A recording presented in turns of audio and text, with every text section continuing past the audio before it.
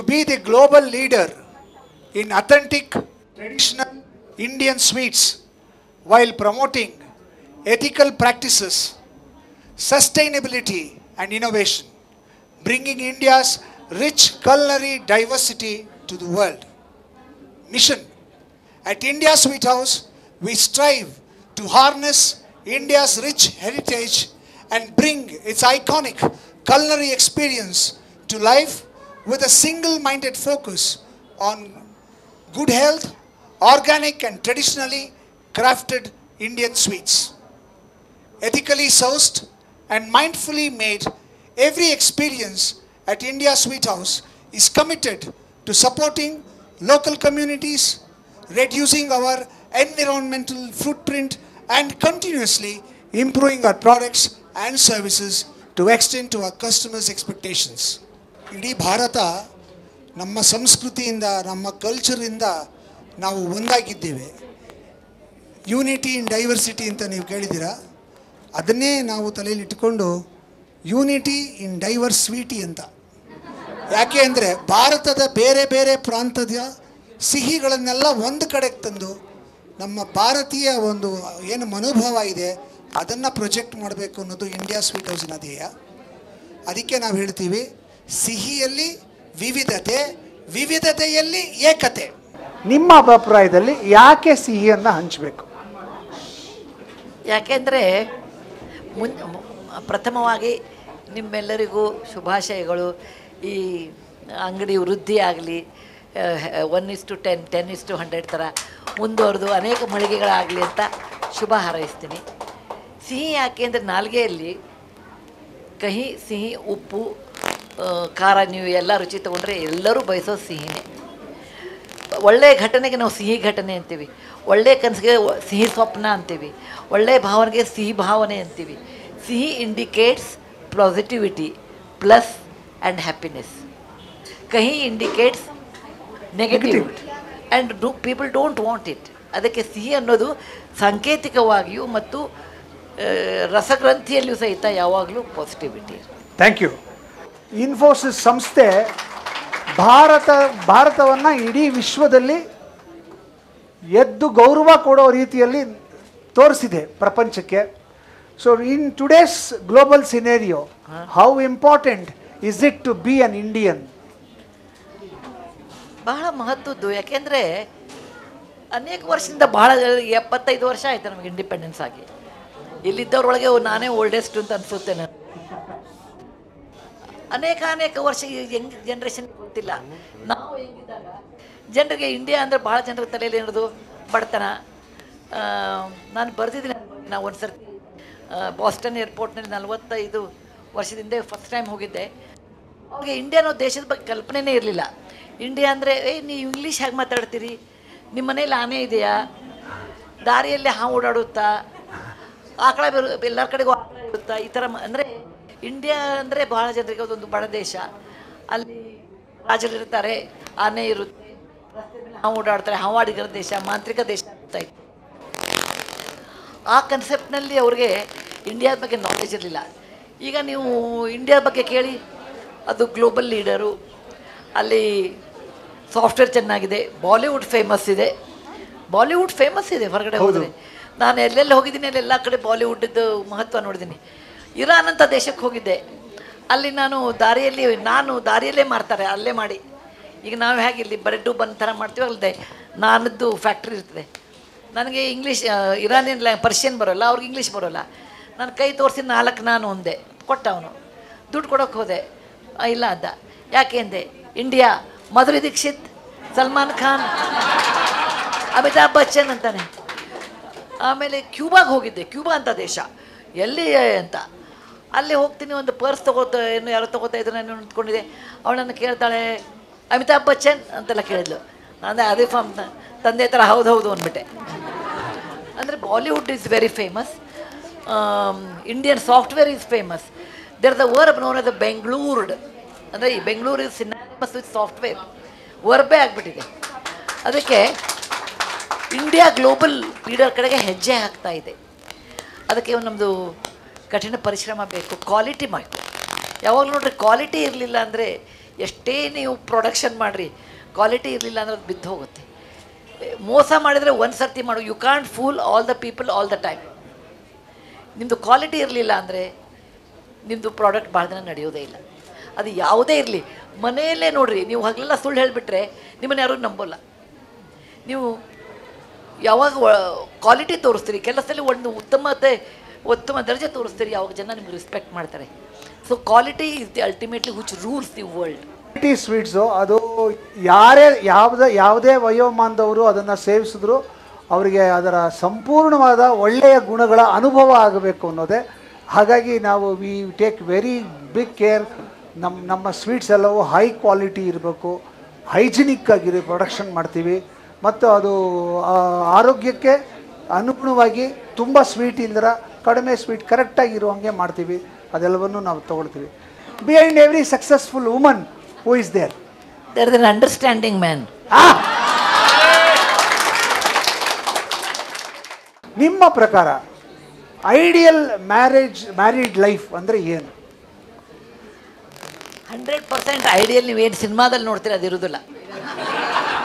ಮೊದಲನೇದು ಅದು ತಿಳ್ಕೊಳ್ಬೇಕು. ಅದು ಸಿನಿಮಾದಲ್ಲಿ ಅದಕ್ಕೆ ಐಡಿಯಲ್ ಅಂದಿದ್ದು, ರಿಯಲ್ ಅಂದಿಲ್ಲ. 3 ಗಂಟೆಯಲ್ಲಿ ಮುಗಿಸ್ಬಿಡ್ತಾರೆ, ಅವಾಗ ಅದಕ್ಕೆ ಆಗಿರ್ತಾರೆ. ರಿಯಲ್ ಲೈಫ್ನಲ್ಲಿ ಖಂಡಿತ ಗಂಡ ಹೆಂಡತಿ ಮಧ್ಯದಲ್ಲಿ ಡಿಫ್ರೆನ್ಸ್ ಇದ್ದೇ ಇರ್ತದೆ. ಇಬ್ಬರು ಬೆಳೆದ ಬಂದ ವಾತಾವರಣ ಬೇರೆ ಬೇರೆ, ಬೇರೆ ಬೇರೆ ಕುಟುಂಬದಿಂದ ಬಂದಿರ್ತಾರೆ. ಅಕ್ಕ ತಂಗಿಯರಲ್ಲೇ ಅಣ್ಣ ತಂಗಿಯರಲ್ಲೇ ಡಿಫ್ರೆನ್ಸ್ ಇರಬೇಕಾದ್ರೆ ಗಂಡ ಹೆಂಡತಿ ಮಧ್ಯೆ ಯಾಕಿರಬಾರ್ದು? ಅದು ಒಂದು ಐಡಿಯಲ್. ಅಂದರೆ ಅಥವಾ ನನಗೆ ಗೊತ್ತಿಲ್ಲ, ನಾನು ತಿಳಿದ ಮಟ್ಟಿಗೆ ನಾನು ಈ ಥರ ಮಾಡಿದ್ದೀನಿ, ಎಷ್ಟು ಹೇಳಬಲ್ಲೆ. ಏನಂದರೆ you should allow space to your partners. ನಾನು ಮದುವೆ ಆದ ತಕ್ಷಣ ಗಂಡ ಎಲ್ಲ ನನ್ನ ಮಾತು ಕೇಳಬೇಕು ಅನ್ನೋದು, ಮದುವೆ ಆದ ತಕ್ಷಣ ಹೆಂಡತಿ ನಂದೆಲ್ಲ ಮಾತು ಕೇಳಬೇಕು ಅಂತ ಅನ್ನೋ ಗಂಡು, ಅದು ನಡೆಯೋದಿಲ್ಲ. ಅದಕ್ಕೆ ಎಲ್ಲರೂ, ಪ್ರತಿಯೊಬ್ಬ ಸ್ತ್ರೀನೂ ಗಂಡನಿಗೆ ಇಷ್ಟೊಂದು ಅವನದೇ ಆದ ಒಂದು ಸ್ಪೇಸ್ ಕೊಡಬೇಕು. ಪ್ರತಿಯೊಬ್ಬ ಪುರುಷನೂ ತನ್ನ ಹೆಂಡತಿಗೆ ಅವ್ರದ್ದೇ ಆದ ಸ್ಪೇಸ್ ಕೊಡಬೇಕು. ಆವಾಗ ನೀವು ಸಹಬಾಳ್ವೆ ಮಾಡಲಿಕ್ಕಾಗ್ತದೆ. ಹೊಂದಾಣಿಕೆ ಎಂಬುದು ಬಹು ಕಷ್ಟ ಈ 4 ದಿನದ ಬಾಳಿನಲ್ಲಿ ಅಂತ GSS ಹೇಳ್ತಾರೆ. ಈ ಜೀವನದಲ್ಲಿ ಬೇಕಾದ್ರೆ ಸಿಗ್ಬೋದು, ಅದ್ರ ಹೊಂದಾಣಿಕೆ ಮಾಡೋದು ಕಷ್ಟ. ಹೊಂದಾಣಿಕೆ ಅಂತಂದರೆ ಸ್ಪೇಸ್ ಕೊಡೋದು ಅಂತ. ನೀವು ಯಾವಾಗ ಅವ್ರಿಗೆ ಅವ್ರದ್ದೇ ಆದ ಟೈಮು, ಅವ್ರದ್ದೇ ಆದ ಒಂದು ಮಹಣ, ಅವ್ರದ್ದೇ ಆದ ಒಂದು ರಿಲೇಷನ್ಶಿಪ್ ಅಂತ ನೀವು ಬಿಟ್ಬಿಡ್ಬೇಕು. ಅದನ್ನ ನನ್ನ ಗಂಡ ನಂದೇ ಮಾತು ಕೇಳ್ಕೊಂಡು ನೀವು ಹಠ ಮಾಡಿದ್ರೆ ಅವಾಗದು ಅವನು ಹೂ ಅನ್ಬೋದು, ಆದರೆ ಅವನು ನಿಮ್ಮ ಹಿಂದೆ ಮಾಡ್ತಾನೆ. ಇದು ನನ್ನ ವೇ ಆಫ್ ಥಿಂಕಿಂಗ್. ನಾನು ಈಗ ತಾನೇ ನಾವು ಒಳಗೆ ಬರಬೇಕಾದ್ರೆ ಇಬ್ಬರು ಮಕ್ಕಳು ಬಂದರು, ನಿಮ್ಮ ಹತ್ರ ಪುಸ್ತಕಕ್ಕೆ ಆಟೋಗ್ರಾಫ್ ಹಾಕ್ಸ್ಕೊಂಡ್ರು. ನೀವು ಪುಸ್ತಕಗಳನ್ನು ಬರೆದಿರೋದನ್ನು ನಾನು ಓದಿದ್ದೀನಿ. ಭಾಳಷ್ಟು ಜನ ಹಿರಿಯರಿಗೆ ಅನುಗುಣವಾಗಿ ಅವರಿಗೆ ಯೋಗ್ಯವಾದಂಥ ಪುಸ್ತಕಗಳನ್ನು ಬರೆದಿದ್ದೀರಾ. ಮಕ್ಕಳಿಗೆ ಪುಸ್ತಕ ಬರೀಬೇಕು ಅಂತ ಯಾಕೆ ಅನ್ನಿಸ್ತು ನಿಮಗೆ? ನೋಡಿ ಎಷ್ಟು ಜನ ಮಕ್ಕಳು ಫ್ಯಾನ್ಸ್ ಇದ್ದಾರೆ ನಿಮಗೆ. ಅವರು ನಿಮ್ಗೆ ಹೇಗೆ ಸ್ವೀಟ್ ಅಂಗಡಿ ಮಾಡಿದಾಗ ತುಂಬ ಜನ ಕ್ಲೈಂಟ್ಸು, ಹಾಗೆ ನನಗೆ ಮಕ್ಕಳೇ ಕ್ಲೈಂಟ್ಸು. ಕಾರಣ ಏನು ಅಂದರೆ, ಹಳೆಯ ಕಾಲದಲ್ಲಿ ಅಜ್ಜಿ ತಾತ ಮನೆಯಲ್ಲಿರ್ತಿದ್ರು, ಅವರು ಕತೆ ಹೇಳ್ತಿದ್ರು, ಇವರು ಕೇಳ್ತಿದ್ರು, ನೀತಿ ಕತೆ ಹೇಳ್ತಾ ಇದ್ರು. ಮಕ್ಕಳಿಗೆ ಸುಳ್ಳು ಹೇಳಬಾರ್ದು, ಹಾರ್ಡ್ ವರ್ಕ್ ಮಾಡಬೇಕು, ಅಸೂಯೆ ಪಡಬಾರ್ದು ಅಂತ 4 ಕತೆ ಹೇಳ್ತಿದ್ರು. ಕಾಲ ಚೇಂಜ್ ಆಗಿದೆ ಈಗ. ಅಜ್ಜಿ ತಾತನೂ, ಪರ್ಟಿಕ್ಯುಲರ್ಲಿ ಅಜ್ಜಿ ಭಾಳ ಬ್ಯುಸಿ ಇರ್ತಾರೆ. ಸೀರಿಯಲ್ನಲ್ಲಿ ಯಾರು ಮದುವೆ ಆಗ್ತಾ ಇದೆ ಅಂತ, ಡಿಸ್ಟರ್ಬ್ ಮಾಡಬೇಡ, ಇವತ್ತು ತುಳಸಿ ಮದುವೆ ಇದೆ, ಕತೆ ಹೇಳೋಲ್ಲ. ಅಲ್ಲದೆ ಕುಟುಂಬಗಳು ಸಹಿತ ಈಗ ಒಟ್ಟಿಗೆ ಇರೋಲ್ಲ. 2 ಜಡೆ ಒಟ್ಟಿಗೆ ಇರೋದು ಕಷ್ಟ. ಓಕೆ, ಸೊ ಕುಟುಂಬಗಳು ಬೇರೆ ಬೇರೆ ಯೂನಿಟ್ ಆಗ್ತಾ ಇದೆ. ಇಂಥದ್ರಲ್ಲಿ ಬೆಳೆದ ಮಕ್ಕಳಿಗೆ ಯಾರಾದರೂ ಒಂದು ಮಾರ್ಗದರ್ಶನ ಮಾಡಬೇಕು ಅಂದರೆ ಯಾರಿದ್ದಾರೆ? ತಾಯಿ ತಂದೆ ಇಬ್ಬರೂ ಕೆಲಸ ಮಾಡ್ತಾರೆ, ಇಬ್ಬರು ದಿನದ 8 ಗಂಟೆಗೆ ಬರ್ತಾರೆ. ಬಂದ ತಕ್ಷಣ ಮಗು ಏನಾದರೂ ಕೇಳಿದ್ರೆ ಇವು ಸಾಕಾಗಿರ್ತದೆ, ಒಂದು ಕೊಡಿಸ್ಬಿಡು ಕಂಪ್ಯೂಟರ್ ಗೇಮು ಅಂತಾನೆ ಗಂಡ, ಇವಳು 2 ಕೊಡಿಸ್ಬಿಡ್ತಾಳೆ, ಮಗು ಆರಾಮಾಗಿದ್ದು ಬಿಡ್ತದೆ. ಅದರಿಂದ ಲಾಂಗ್ ರೇಂಜ್ ಅದು ಒಳ್ಳೆಯದಲ್ಲ. ಯಾರಾದರೂ ದೊಡ್ಡವರು ಅಥವಾ ತಿಳುವಳಿಕೆ ಇದ್ದವರು ಮಕ್ಕಳಿಗೆ ಇದನ್ನು ಹೀಗೆ ಅಂತ ಹೇಳಬೇಕಾಗ್ತದೆ. ಆ ಕೆಲಸ ಪುಸ್ತಕ ಮಾಡ್ತದೆ ಈಗಿನ ಕಾಲದಲ್ಲಿ. ಅದಕ್ಕೆ ನಾನು ಪುಸ್ತಕದಲ್ಲಿ ಬರೆಯುವ ಕತೆಗಳಿಗೆ ಯಾವಾಗಲೂ ಒಂದು ಮಾರಲ್ ಲೆಸನ್ ಇಟ್ಟಿರ್ತೀನಿ. ಬಾಯಿಂದ ಹೇಳೋಲ್ಲ, ಕತೆ ಇಲ್ಲಾದ್ರೂ ಮಾಡಿಬಿಟ್ಟಿರ್ತೀನಿ. ಅದು ನನಗನ್ನಿಸಿತ್ತು ಇದನ್ನು ಯಾರು ಓದ್ತಾರೋ ಈಗಿನ ಕಾಲದಲ್ಲಿ ಅಂತ. ನನ್ನ ಆಶ್ಚರ್ಯಕ್ಕೆ grandma's bags of stories ಅಂತ ಒಂದು ಬುಕ್ ಬರ್ತೀನಿ, ಅಜ್ಜಿಯ ಕತೆಗಳು ಅಂತ ಇಂಗ್ಲೀಷ್ನಲ್ಲಿ ಬರ್ತೀನಿ. ಅದು 5 ಲಕ್ಷ ಖರ್ಚಾಗಿದೆ, ಒಂದೇ ಟೈಟ್ಲು. ಅಂದರೆ ಅಷ್ಟೊಂದು ಮಕ್ಕಳು ಓದ್ತಾರೆ ಅಂತ ಅರ್ಥ ಆಯಿತು. ಲಾಸ್ಟ್ ಪ್ರಶ್ನೆ, ನಿಮಗೆ ಇಷ್ಟವಾದ ಸ್ವೀಟ್ ಏನು? ಭಾಳ ಒಂದು ಅಂತ ಹೇಳೋದು ಕಷ್ಟ. ಈಗ ಏನಾಗ್ಬಿಡ್ತದೆ, 70 ವಯಸ್ಸಾದ್ಮೇಲೆ ಎಲ್ಲ ಇಷ್ಟ ಇರ್ತದೆ, ಆದರೆ ಕ್ಯಾಲರೀಸ್ ವಿಚಾರ, ಡಯಾಬಿಟಿಕ್ಕು ಅವೆಲ್ಲ ವಿಚಾರ ಬರ್ತದೆ. ಸಣ್ಣವರಿದ್ದಾಗಿಂದ ಹೇಳಬಲ್ಲೆ. ನಾನು ಹುಟ್ಟಿ ಬೆಳೆದದ್ದೆಲ್ಲ ಧಾರವಾಡದಲ್ಲಿ. ನನ್ನ ಫಸ್ಟ್ ಪ್ರಿಫರೆನ್ಸ್ ಯಾವಾಗಲೂ ನಮಗೆ ಧಾರವಾಡ ಪೇಡ. ಧಾರವಾಡ ಬೇಡ. ನಾನು ಮದುವೆಯಾಗಿ ಮೈಸೂರು ಸಂಸ್ಥಾನದಲ್ಲಿರೋ ನಾರಾಯಣಮೂರ್ತಿನ ಮದುವೆ ಇದೆ. Second preference Mysuru Pak. Mysuru Pak actually ಎಲ್ಲ ಇಂಡಿಯಾ ಸ್ವೀಟ್ ಹೌಸಲ್ಲಿ ಧಾರವಾಡ ಪೇಡನೂ ಸೂಪರ್ ಆಗಿರುತ್ತೆ, ಮೈಸೂರು ಪಾಕು ಸೂಪರ್ ಆಗಿರುತ್ತೆ. ಅನೇಕ ಕೆಲಸದಲ್ಲಿ ಅನೇಕ ರಾಜ್ಯಗಳಲ್ಲಿ ನಾನು ಓಡಾಡಿದ್ದೀನಿ. ಹೀಗಾಗಿ ನನಗೆ ಅನೇಕ ಸ್ವೀಟ್ ಪರಿಚಯ ಇದೆ. ಇದಕ್ಕೆ ಮಹಾರಾಷ್ಟ್ರದಲ್ಲಿ ಅಂತಾರೆ, ಅದು ನಾವು ಕರ್ನಾಟಕದಲ್ಲಿ, ಉತ್ತರ ಕನ್ನಡದಲ್ಲಿ ನಾವು ಮಾಡ್ತೀವಿ ಹೋಳಿಗೆ. ಅದು ಒಬ್ಬಟ್ಟಲ್ಲ, ಒಬ್ಬಟ್ಟಿನಲ್ಲಿ ನಿಮ್ಮದಲ್ಲಿ ಕೊಬ್ಬರಿ ಇರ್ತದೆ. ನಮ್ಮ ಹೋಳಿಗೆಯಲ್ಲಿ ಕಡಲೆ ಬೇಳೆದು ಬೆಲ್ಲ ಹಾಕಿ ಅದನ್ನು ಇದರಿಂದ ರುಬ್ಬಿ. ಈಗೆಲ್ಲರೂ ಏನು ಮಾಡಿಬಿಡ್ತಾರೆ ಅಂದರೆ ಬೇಳೆ ಹೋಳಿಗೆ ಅಂದರೆ ತೊಗರಿಬೇಳೆ ಹಾಕಿ ಮಾಡಿಬಿಡ್ತಾರೆ, ಅದು ಹೋಳಿಗೆ ಅಲ್ಲ. ತೊಗರಿಬೇಳೆಗೆ ಸಕ್ಕರೆ ಹಾಕಿ ಮಾಡಿಬಿಡ್ತೀರಿ, ಅದು ಹೋಳಿಗೆ ಅಲ್ಲ. ತೊಗರಿಬೇಳೆನ ಬೆಲ್ಲ ಸೇರಿಸಿ ಗ್ರೈಂಡರ್ ಒಳಗೆ ಮಾಡ್ತೀರಿ, ಅದು ಹೋಳಿಗೆ ಅಲ್ಲ. ಕಡಲೆಬೇಳೆನ ನೆನೆಸಿ ಅದರಲ್ಲಿ ಬೆಲ್ಲ ಹಾಕಿ ರುಬ್ಬಿದರೆ ಮಾತ್ರ ಅದು ಹೋಳಿಗೆ ಆಗುತ್ತೆ. ಆ ಹೋಳಿಗೆ ನನಗೆ ಇಷ್ಟ. ಶ್ರೀಖಂಡ ಅಂತ ಮಹಾರಾಷ್ಟ್ರದಲ್ಲಿ ಮಾಡ್ತಾರೆ. ನಾರಾಯಣ ಮೂರ್ತಿ ನಾನು ಮದುವೆ ಆದಮೇಲೆ ನಾನು ಒಂದೇ ಸರ್ತಿ ಅವ್ರು ನಮ್ಮ ಮನೆಗೆ ಬಂದು ನಾವು ಶ್ರೀಖಂಡ ಮಾಡಿದ್ವಿ ನಮ್ಮ ತಾಯಿ ಮನೇಲಿ. ನಾರಾಯಣ ಮೂರ್ತಿ ಮೈಸೂರವರು ನನಗೆ ಹೇಳಿದರು, ಅಮ್ಮ ಬೇಕಾದ ಮಾಡಿರಿ, ನನಗೆ ಆ ಶ್ರೀಕಂಠ ಮಾತ್ರ ಮಾಡಬೇಡಿ ಅಂತ. ಯಾಕೆ ಎಂದೆ, ನಮ್ಮ ಮೈಸೂರಿನಲ್ಲಿ ಅವ್ರು ಹೇಳಿದ್ರು, ನಾವು ಮೊಸರು ತಿಂತೀವಿ, ಮೊಸರು ಜೊತೆ ನಾವು ಸ್ವೀಟ್ ಹಾಕೋದಿಲ್ಲ, ಮೊಸರು ಸಕ್ಕರೆ ತಿನ್ನೋಲ್ಲ, ಮೊಸರು ಜೊತೆ ನಾವು ಮೊಸರೇ ಹುಳಿನೇ ತಿಂತೀವಿ ಅಥವಾ ಸಕ್ಕರೆ ಯಾಕೆ ಹಾಕ್ತೀರಾ? ಅದಕ್ಕೆ ನಿಮ್ಮ ಈಗ ಬೆಂಗಳೂರು ಮೈಸೂರು ಕಡೆ ಅವ್ರು ಯಾರಿಗೂ ಶ್ರೀಖಂಡ ಸೇರೋಲ್ಲ. ಆದರೆ ನಮಗೆ ಯಾರಾದ್ರೂ ನೆಂಟರು ಬಂದರೆ ನಮ್ಮ ಧಾರವಾಡದಲ್ಲಿ ನಾವು ಶ್ರೀಖಂಡ ಮಾಡ್ತೀವಿ, ಬಾಸುಂದಿ ಅಂತ ಇನ್ನೊಂದು ಮಾಡ್ತೀವಿ, ಕುಂದ ಅಂತ ಮತ್ತೆ ಮಾಡ್ತೀವಿ, ಕುಂದ ಮಾಡ್ತೀವಿ. ಅದು 3-4 ಸ್ಟೇಜು ಫಸ್ಟ್. ಆಮೇಲೆ ಖೋವಾ, ನಮ್ಮಲ್ಲಿ ಬಹಳ ಥರದ ಹೋಳಿಗೆ ಮಾಡ್ತೀವಿ. ಪೇಡೆ ಹೋಳಿಗೆ, ಕ್ಯಾರೆಟ್ ಹೋಳಿಗೆ, ಇದು ಶೇಂಗಾ ಹೋಳಿಗೆ, ಕಡಲೆ ಬೀಜದ ಹೋಳಿಗೆ, ಎಳ್ಳು ಹೋಳಿಗೆ.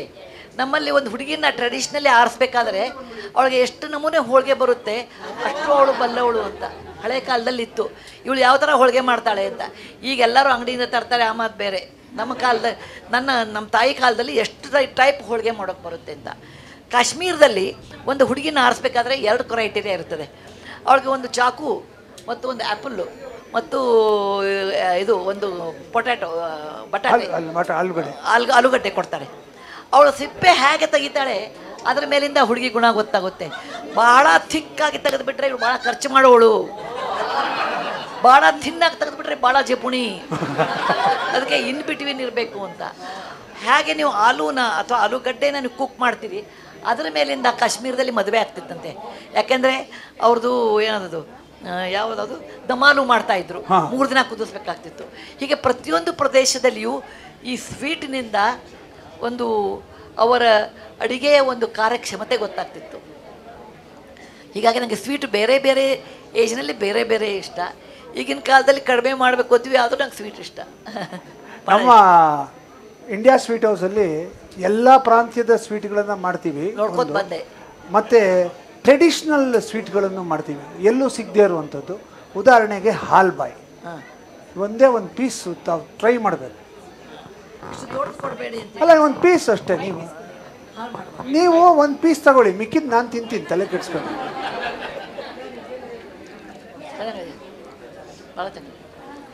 ನೀವು ನಮ್ಮ ಈ ಮಳಿಗೆನ ಇನಾಗ್ರೇಟ್ ಮಾಡಿದ್ದು ಭಾಳ ಖುಷಿ ಆಯಿತು. ನಿಮಗೆ ಧಾರವಾಡ ಪೇಡ ಇಷ್ಟ ಅಂತ ತಿಳಿದು ಭಾಳ ಖುಷಿ ಆಯಿತು. ಧಾರವಾಡ ಪೇಡ ನೀವೇ ಮಾಡಿದಿರ ಅಥವಾ ಧಾರವಾಡದಿಂದ ತರಿಸಿದಿರ? ಇಲ್ಲೇ ಮಾಡಿದ್ದು. ಇಂಡಿಯಾ ಸ್ವೀಟ್ ಹೌಸ್ನಲ್ಲಿ ನಮ್ಮದೇ ಆದಂಥ ಡೈರಿ ಫಾರಮ್ ಇದೆ. ಸುಮಾರು ಒಂದು 200 ಹಸುಗಳನ್ನು ನಾವು ಆರ್ಗ್ಯಾನಿಕ್ ರೀತಿಯಲ್ಲಿ ಅದನ್ನು ಬೆಳೆಸ್ತಾ ಇದ್ದೀವಿ, ನೋಡ್ಕೊಳ್ತಾ ಇದ್ದೀವಿ. ನಾನು ಒಂದು ಸರ್ತಿ ಬಂದು ನೋಡ್ತೀನಿ, ದಯವಿಟ್ಟು ಬನ್ನಿ. ತುಂಬ ಚೆನ್ನಾಗಿ ಅದನ್ನು ನೋಡ್ಕೋತೀವಿ. ಯಾವುದನ್ನು ಕಟ್ಟಾಕಲ್ಲ, ಎಲ್ಲ ಹಸುಗಳು ಫ್ರೀಯಾಗಿ ಓಡಾಡ್ಕೊಂಡಿರುತ್ತೆ. ಹಾಲು ಕರೆಯೋ ಟೈಮಿಗೆ ಸರಿಯಾಗಿ ಅದು ಬಂದು ಹಾಲು ಕೊಡುತ್ತೆ. ಎಲ್ಲದಕ್ಕೂ ನಾವೇ ಬೆಳೆದಂಥ ಹುಲ್ಲನ್ನು ಹಾಕ್ತೀವಿ. It's all grown organically. ಆ ಹಾಲನ್ನೇ ಬಳಸಿ ಎಲ್ಲ ಸ್ವೀಟ್ಗಳು ಮಾಡೋದು. ಸಂತೋಷ, ಭಾಳ ಸಂತೋಷ. ನೀವು ನಮ್ಮ ಫ್ಯಾಕ್ಟ್ರಿಗೂ ಬರಬೇಕು, ನಮ್ಮ ಫಾರ್ಮ್ಗೂ ಬರಬೇಕು. ಬರ್ತೀನಿ. ನಾನು ಜಪಾನ್ನಲ್ಲಿದ್ದಾಗ ಒಂದು ಸರ್ತಿ ಅಲ್ಲಿ ಒಂದು ಟೀ ಸೆರೆಮನಿ ಅಂತ ಮಾಡ್ತಾರೆ, ಅದಕ್ಕೆ ನನಗೆ ಕರೆದಿದ್ರು. ನಾನು ಅಂದ್ಕೊಂಡೆ ದಿನ ನಾವು ಚಹಾ ಮಾಡ್ತೀವಿ ಮನೇಲಿ, ಟೀ ಸೆರೆಮನಿ ಅಂದರೆ ಏನಿರ್ಬೋದು ಅಂತ ನೋಡೋಣ ಅಂತ ಹೋದೆ. ನನ್ನ ತಮ್ಮನ ಹೆಂಡತಿ ಜಪನೀಸು, ಹೀಗಾಗಿ ಅವ್ರು ಸ್ಪೆಷಲ್ ಆಗಿ ಕರ್ಕೊಂಡು ಹೋಗಿದ್ಲು. ಅವ್ರು ಹೇಳ್ತಾರೆ, ಪಾತ್ರೆ ಮುಂಚೆ ತೊಳಿಬೇಕು ಬಿಸಿನೀರಿನಲ್ಲಿ, ಆಮೇಲೆ ನೀರು ಕುದಿಯೋಕೆ ಇಡಬೇಕು, ಗುಳ್ಳೆ ಬಂದ ತಕ್ಷಣ ಪೌಡರ್ ಹಾಕಬೇಕು, ನಂತರ ಸಕ್ಕರೆ ಹಾಕಬೇಕು. ನಾವೆಲ್ಲ ಅದನ್ನೇ ಮಾಡೋದು, ಮತ್ತು ಇಷ್ಟೇ ಹಾಕಿ ಅಂತ. ಕೊನೆಗೆ ಅವ್ರು ಒಂದು ಮಾತು ಹೇಳ್ತಾರೆ, ಎಲ್ಲರೂ ಇದನ್ನು ನೀವು ಮಾಡ್ತೀರಿ, ಮಾಡುವ ವ್ಯಕ್ತಿಗೆ ಅದನ್ನು ಈಗ ನಾವು ಮಾಡಿಬಿಟ್ಟು ನಿಮಗೆ ಕೊಡ್ತಾ ಇದ್ದೀನಿ ಅಂತ ಇಟ್ಕೊಡ್ರಿ, ಆ ವ್ಯಕ್ತಿ ಮೇಲೆ ನಿಮಗೆ ಪ್ರೀತಿ ಗೌರವ ಇದ್ದಾಗ ಮಾತ್ರ ಟೀ ಚೆನ್ನಾಗಿ ಟೇಸ್ಟ್ ಆಗುತ್ತೆ. ಅದಕ್ಕೆ ಇಂಡಿಯಾ ಸ್ವೀಟ್ನಲ್ಲಿ ನೀವು ಹಾಲು ಮಾಡಿ, ಹಾಲು ಕರೆದು ಅದನ್ನು ಗ್ರಾಹಕರಿಗೆ ಪ್ರೀತಿಯಿಂದ ಕೊಟ್ಟಾಗ ಅದರ ಬೆಲೆ, ಅದರ ಸ್ವೀಟಿನ ಬೆಲೆ, ಅಂದರೆ ದುಡ್ಡು ಹೇಳ್ತಾ ಇಲ್ಲ, ಅದು ಬಹಳ ಚೆನ್ನಾಗಿರ್ತದೆ. Thank you so much. ನಮ್ಮ ಗೌರವಾನ್ವಿತ ಅತಿಥಿಗಳು ಇವತ್ತು ಬಂದು ಇಂಡಿಯಾ ಸ್ವೀಟ್ ಹೌಸನ್ನು ಇನಾಗ್ರೇಟ್ ಮಾಡಿದ್ದಾರೆ, ಉದ್ಘಾಟನೆ ಮಾಡಿದ್ದಾರೆ. ಇವರಿಗೆ ಏನು ಕೊಡಬೇಕು ನಾವು ಇನ್ ರಿಟರ್ನ್ ಅನ್ನೋದು ಇದೆಯಲ್ಲ, ಇದು ಭಾಳ ದೊಡ್ಡ ಪ್ರಶ್ನೆ, ತುಂಬ ದೊಡ್ಡ ಪ್ರಶ್ನೆ. ಯಾಕೆ ಅಂದರೆ ಅವರಿರುವ ಸ್ತರದಲ್ಲಿ ಏನು ಹೇಳಿದ್ರು ಏನು ಕೊಟ್ಟರು ಅದು ತುಂಬ ಸಣ್ಣದು ಅನಿಸುತ್ತೆ. ಹಾಗಾಗಿ ಇಲ್ಲ, ನಮಗನ್ಸುತ್ತೆ ನಾನು ಎಲ್ರಿಗೂ ಹೇಳ್ತೀನಿ, ನೀವು ಏನು ಕೊಡಬೇಕು, ಏನು ಕೊಟ್ಟರು ಕಡಿಮೆ, ನಂದು ಹಾಗಲ್ಲ. ನೀವು ಪ್ರೀತಿಯಿಂದ ಏನು ಕೊಡ್ತೀರಿ ಅದು ನನಗೆ ಹೆಚ್ಚು ಅಂತ. ಹಾಗಾದರೆ ನಮ್ಗೆ ಕೊಡಲೇಬಾರ್ದು, ಎಲ್ಲರೂ ಎಲ್ಲ ಇದೆ ಅವಳಿಗೆ ಏನು ಕೊಡೋದು ಅಂತ. ನೀವು ಪ್ರೀತಿಯಿಂದ ಏನು ಕೊಡ್ತೀರಿ, ಅಂತಃಕರಣದಿಂದ ಏನು ಕೊಡ್ತೀರಿ, ಅದು ನನಗೆ ಯಾವಾಗಲೂ ಬಹಳ ಮಹತ್ವದ್ದಿರುತ್ತೆ. ಈ ಮಾತು ನಾವು ಸತ್ಯ ಮಾಡ್ತಾ ಇದ್ದೀವಿ. ಯಾಕೆ ಅಂದರೆ ಇವತ್ತು ನಮ್ಮ ದೇಶದ ಬೇರೆ ಬೇರೆ ಪ್ರಾಂತ್ಯಗಳಲ್ಲಿ ಇರ್ತಕ್ಕಂಥ ಪುಣ್ಯಕ್ಷೇತ್ರಗಳಿಂದ ವಿಶೇಷವಾಗಿ ಪ್ರಸಾದವನ್ನು ತರಿಸಿ ಆ ಎಲ್ಲ ಕ್ಷೇತ್ರದ ಪ್ರಸಾದವನ್ನು ಅಮ್ಮನಿಗೆ ಕೊಡ್ತಾ ಇದ್ದೀವಿ.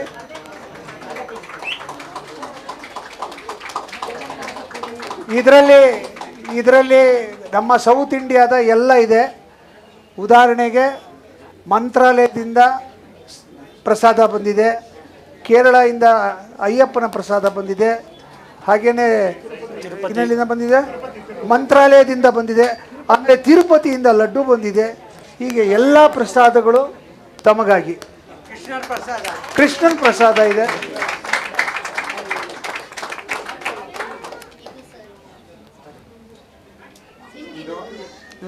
ನನಗ ಓ ಥ್ಯಾಂಕ್ ಯು.